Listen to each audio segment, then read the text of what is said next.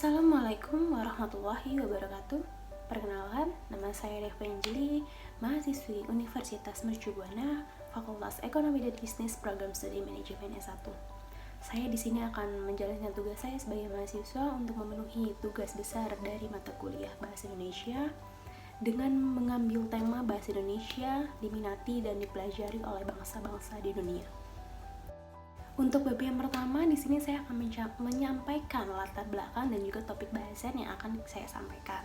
Untuk latar belakangnya sendiri itu salah satu metode yang menurut saya salah satu metode buat dapat berbicara dengan orang yang berbeda bahasa dengan kita merupakan dengan belajar bahasa mereka.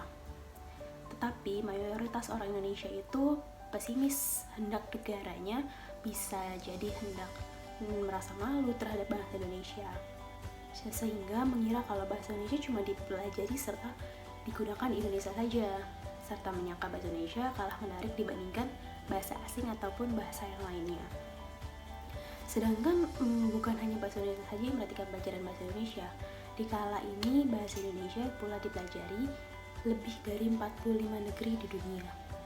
Sebagian antara lain merupakan Australia, Jepang, Vietnam, Mesir, serta Italia. Sehingga perihal ini membuat bahasa Indonesia masuk ke dalam peringkat 10 besar bahasa yang sangat banyak digunakan di seluruh dunia.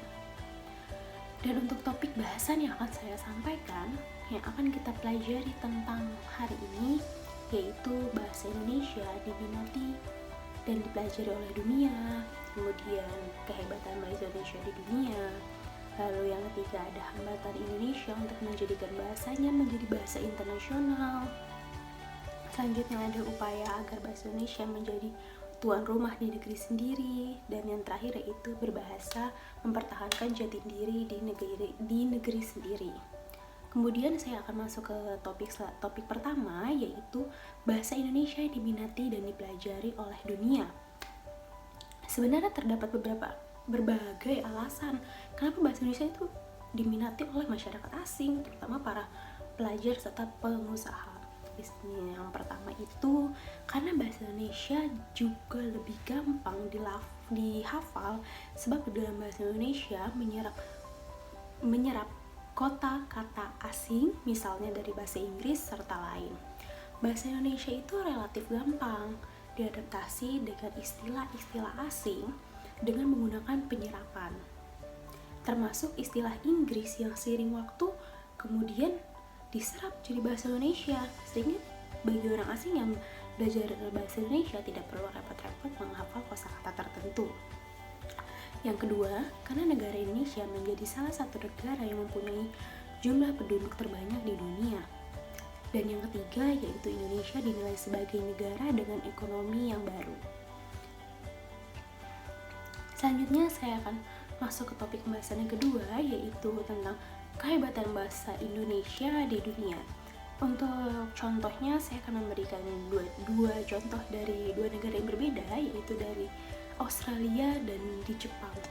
Untuk di Australia sendiri, bahasa Indonesia itu memanglah semakin diminati masyarakat dunia. Di Australia, bahasa Indonesia ialah bahasa yang sangat populer keempat. Jadi bahasa Indonesia itu merupakan bahasa terpopuler nomor 4 di Australia. Terdapat sekitar 500 sekolah pada tingkat pendidikan dasar yang mengarahkan bahasa Indonesia di sana.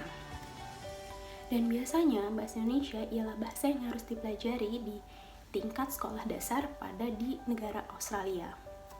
Belum lagi jumlah perguruan besar yang menyediakan jurusan bahasa ataupun sastra Indonesia, sehingga membuat Australia jadi salah satu negeri yang sangat intens meningkatkan bahasa Indonesia.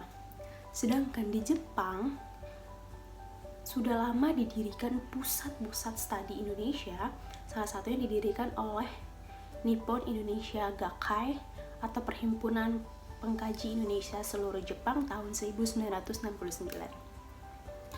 Anggota organisasi ini terdiri dari kalangan akademis Jepang yang mengajar bahasa serta bermacam aspek tentang Indonesia di berbagai universitas di Jepang. Sejak tahun 1992, organisasi ini mulai melaksanakan tes kemampuan bahasa Indonesia. Sampai saat ini tercatat sekitar 12.500 peserta yang sudah mengikuti uji kemampuan berbahasa Indonesia dalam berbagai tingkat ataupun tingkatan. Kemudian untuk topik bahasan yang akan kita bahas selanjutnya yaitu masuk ke hambatan Indonesia untuk menjadi bahasanya menjadi bahasa internasional.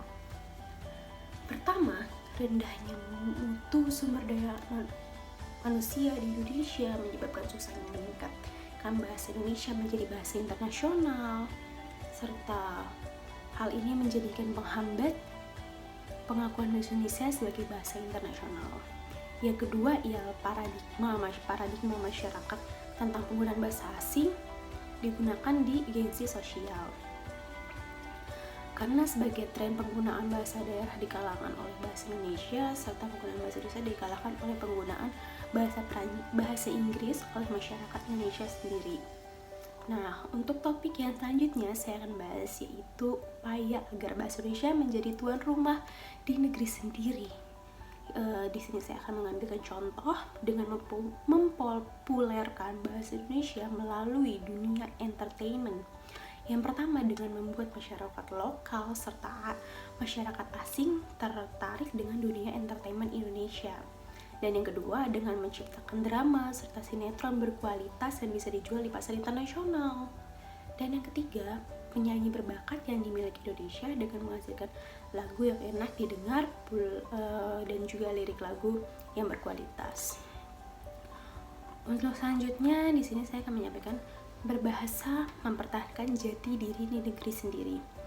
Untuk bahasa Indonesia, bahasa nasional, karakter bangsa. Bahasa ialah ciri utama dari identitas manusia dan simbol nasional serta identitas etnik yang kuat. Karena bahasa Indonesia yang memiliki peran selaku lambang kebanggaan, lambang identitas, alat pemersatu serta alat penghubung antar daerah. Maka semakin bahasa Indonesia masyarakat serta mengakar dalam diri tiap warganya. Dan yang kedua itu terlalu banyak persaingan. Selain sebagai bahasa nasional, peran bahasa Indonesia sebagai bahasa negara sendiri semakin terasingkan. Untuk peran kita apa sih sebagai warga negara Indonesia? Sebagai bahasa Indonesia semakin kabur jika dicampur dengan bahasa ibu dan bahasa asing. Karena selain bahasa ibu yang digunakan oleh orang tua sebagai bahasa pengantar, orang tua harus dapat memperkenalkan penggunaan bahasa Indonesia yang baik dan benar. Menanamkan bahasa Indonesia sebagai bahasa resmi yang digunakan sebagai penghubung dapat dilakukan sejak dini. Kemudian kita masuk ke materi terakhir di mana saya akan memberikan tentang kesimpulan serta saran yang menurut saya masuk ke dalam tema yang saya berikan.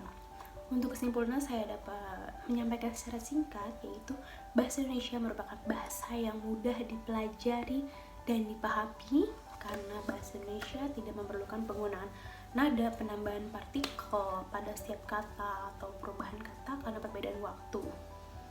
Sehingga yang menjadikan bahasa Indonesia diminati oleh negara lain. Namun kebanyakan orang Indonesia sendiri pesimis dengan negaranya, mungkin merasa malu dengan bahasa Indonesia. Karena banyak warga yang menganggap bahasa Indonesia hanya dipelajari dan digunakan di Indonesia saja dan menganggap bahasa Indonesia yang kurang menarik dibandingkan bahasa asing. Kemudian untuk saran saya yaitu mungkin kita bisa mengembangkan bahasa Indonesia dengan kita sebagai anak muda. Indonesia harus bangga dengan bahasa Indonesia, bahasa kita sendiri.